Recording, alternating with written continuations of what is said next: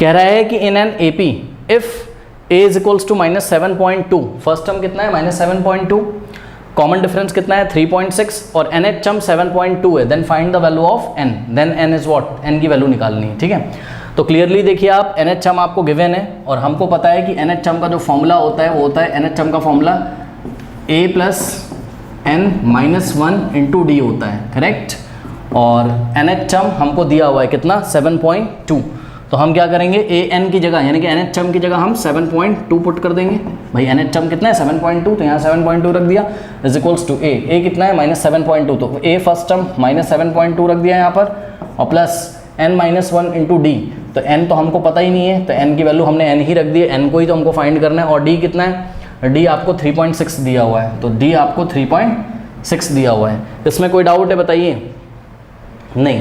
अब ध्यान से देखिए बच्चों, एक काम कर सकते हो आप, क्या देखिए 7.2 ओके इज इक्वल्स टू -7.2 को आप क्या लिख सकते हो -2 इंटू 3.6, -2 इंटू 3.6, बताइए लिख सकते हैं कि नहीं?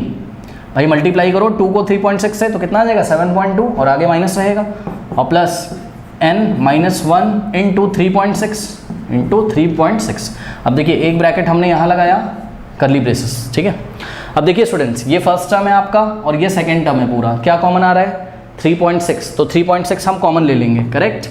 और यहाँ पर भी 7.2 को हम क्या लिख सकते हैं 2 इंटू 3.6 इज इक्वल्स टू, यहाँ से 3.6 कॉमन लीजिए, 3.6 कॉमन ले लेंगे, यहाँ क्या बचेगा -2 और प्लस ध्यान दें ये 3.6 बाहर चला गया, देखिए ये फर्स्ट टर्म है यहाँ से 3.6 और ये सेकंड टर्म यहाँ से 3.6 कॉमन हो गया, क्या बच गया यहाँ n-1 बच गया, करेक्ट। ऐसा कुछ हो गया, कोई डाउट है बताइए? नहीं। अब देखिए ये 3.6 इस पूरे ब्रैकेट में मल्टीप्लाई कर रहा है, now dividing by 3.6 both side, ठीक है। तो 3.6 से हम लेफ्ट में भी डिवाइड लगाएंगे और 3.6 से हमने राइट में भी डिवाइड लगा दिया, तो 3.6 से 3.6 कैंसिल हो गया, यहाँ पर भी 3.6 से 3.6 कैंसिल हो गया।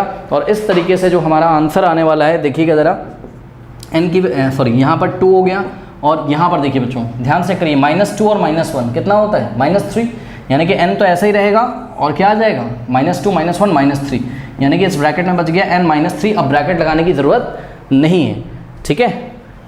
अब देखिए स्टूडेंट्स ध्यान से चेक करिए, ये -3 को आप इधर भेज दो तो 2 में ऐड हो जाएगा, ये -3 इधर आके प्लस हो जाएगा, यानी कि 2 + 3 इज इक्वल्स टू n, तो 2 + 3 कितना होता है 5 इज इक्वल्स टू n लिखो या n इज इक्वल्स टू 5 लिखो, बात क्या है सेम है। तो इस तरीके से n इज इक्वल्स टू 5 आ गया, यानी कि option D is the correct option, okay.